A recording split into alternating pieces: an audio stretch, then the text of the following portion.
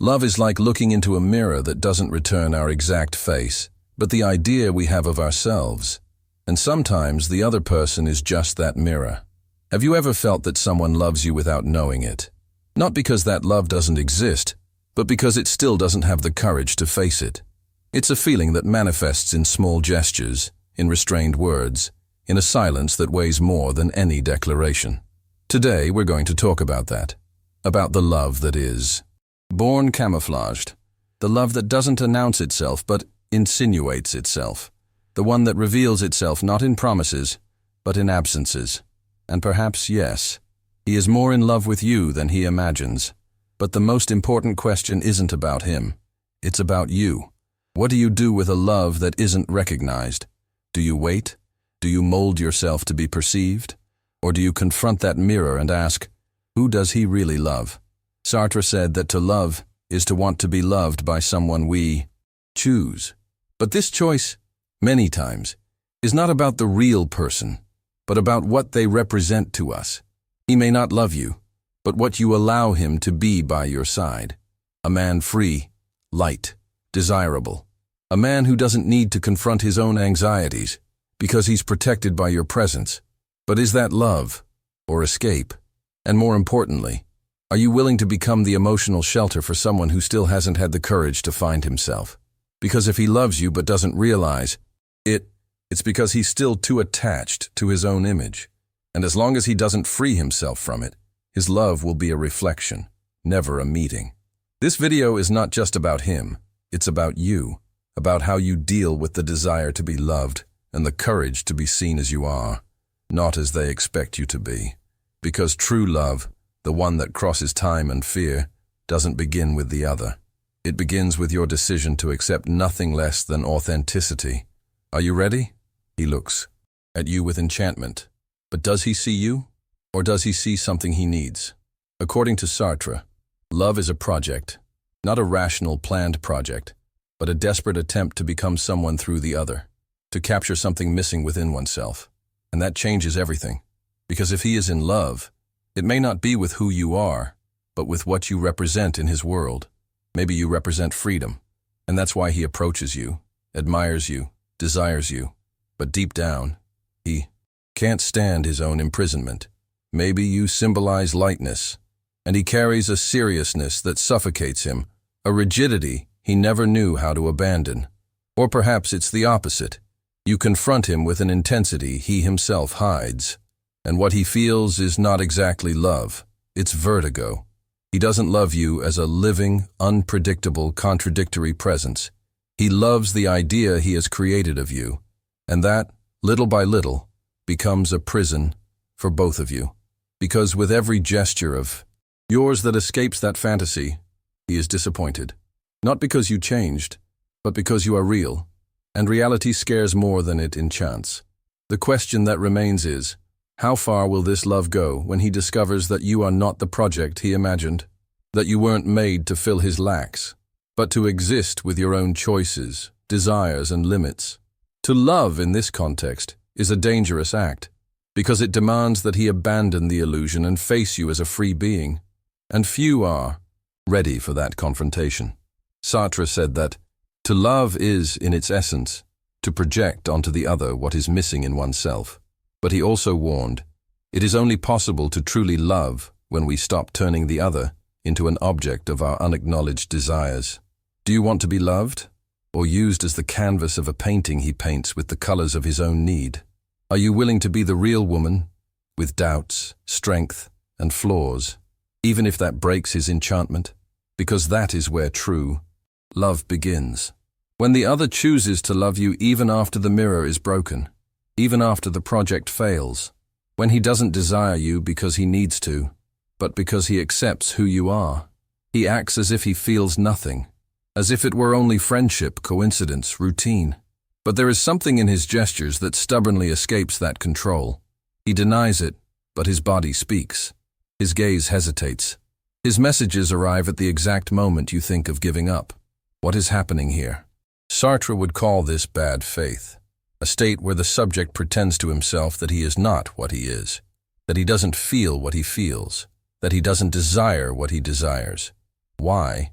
Because admitting this love would mean changing. Admitting that he is in love with you would mean making decisions, taking risks, perhaps stripping away emotional protections he built over years. And freedom, when revealed, is frightening. Bad faith is not a lie. It is deeper. It is self-deception, an internal theater. He genuinely believes he is not in love, but he acts in the opposite way. He seeks you, even without reason. He becomes irritated by details involving other men. He shows care disguised as indifference. He is always there, on the edge of involvement. This is denied love. Love that hides behind excuses. I can't right now. I'm not ready. You deserve someone better. These phrases aren't about you. They are walls, barriers he places between what he feels and what he dares to live. The truth is that unspoken love is often stronger than declared love, because it demands a daily effort to be controlled. And it is precisely in that effort that the signs appear. A lingering touch, a contained jealousy, a dense silence after a farewell. And you notice, but maybe you pretend not to notice, because that also protects you. It prevents you from confronting the reality of a love without courage. Do you also play this game of bad faith? Do you also convince yourself that it's all right, while you wait for a clarity that never comes? Bad faith in love is cruel, because it keeps both in limbo, neither inside nor outside, neither together nor free. And that is not love. That is fear. Fear of existing, as Sartre would say, with everything existence implies: uncertainty, choice, responsibility. He is more in love with you than he imagines, but as long as he runs from it, he will be in love only with an idea, and you, with an absence. There comes a moment in the relationship, even if it has no name yet, when you feel something strange. You no longer know whether you are being yourself or only what he expects you to be. It's as if every gesture of yours had been shaped by the way he sees you. You begin to behave not according to your truth, but according to the role he projected onto you. Sartre called this being for others. It is when we stop existing as free subjects and become objects, reflections, figures within the narrative of the other. And the most disturbing thing is that this doesn't require explicit violence, control, or manipulation. It's enough that you want to be loved so much that you accept being seen as he sees you, even if it suffocates you. He calls you inspiring, but you can no longer collapse, show pain, fatigue. He says you are different, but that forces you to always be charming, always be understanding, always above games. Little by little, your freedom is exchanged for performance. You are no longer being. You are acting. You have become a mirror, and mirrors have no depth, only surface. When Sartre wrote that hell is other people, he wasn't talking about coexistence. He was talking about this invisible prison in which the gaze of the other transforms us into things, into roles, into frozen images. And the most tragic thing is that the more he falls in love with that reflection, the less he sees who you really are. You smile, but you are not joyful. You agree, but you remain silent. You give in, but you fragment, all to keep alive the illusion that he loves you. But what he truly loves is the security of knowing who you will be. And you, free as you are, never fit into molds. The truth, even if it hurts, is liberating. If he loves you for what you represent, it is not you who is being loved. It is the role you play. And that is not enough. It doesn't sustain. It doesn't nourish. You have the right to be seen in motion, to be loved also in your flaws, in your contradictions, in your transformations.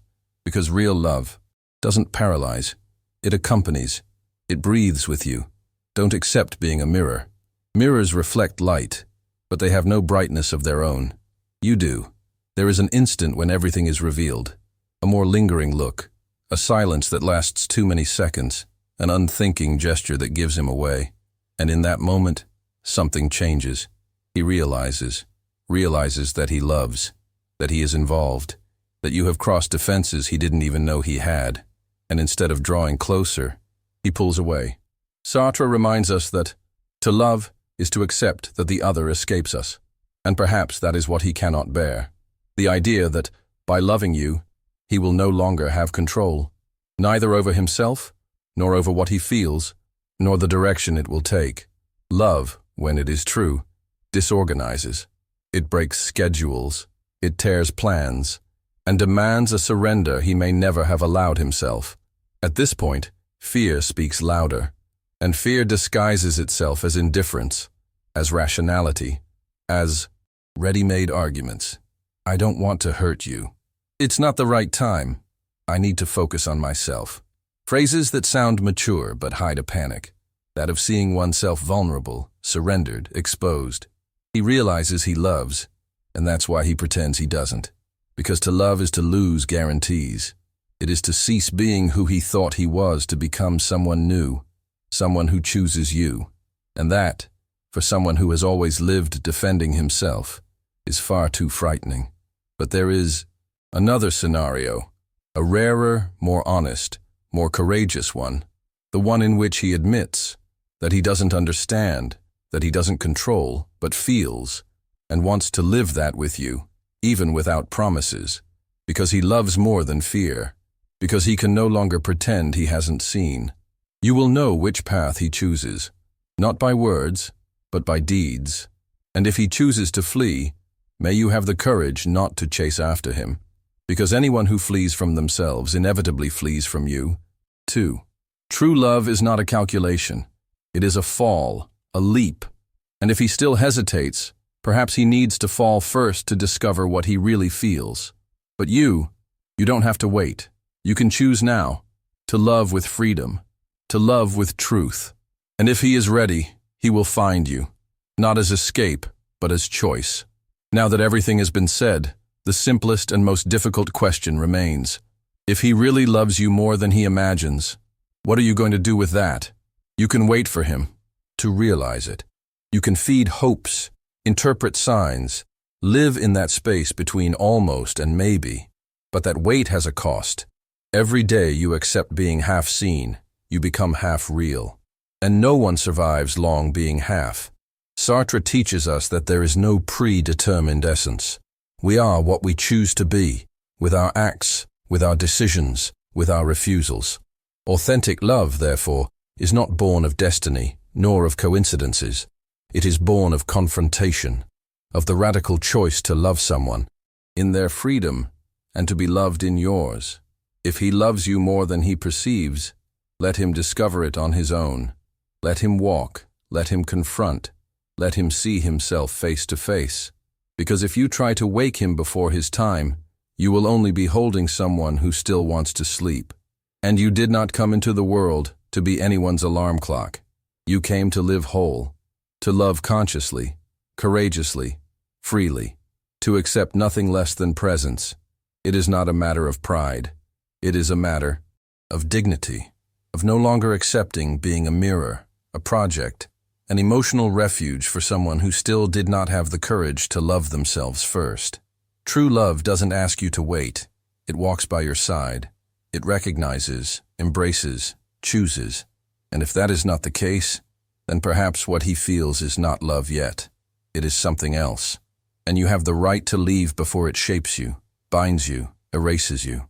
The illusion ends here. And what begins now is your freedom, your possibility of loving someone who doesn't see you as an ideal, but as a person, who loves you with open eyes, without disguises, without escapes, who chooses to be, even if it is difficult, even if it is not perfect. This is your life, and love, when it is real, will not ask you to diminish yourself. It will expand you. Now, close your eyes for a moment and ask, who am I being in this story? A reflection, a role, or someone who chooses every day to live whole? If you wish, share in the comments a moment when you realized you were being loved, or merely projected upon. Your story may awaken another. Choose who you want to be today, and accept nothing less than that.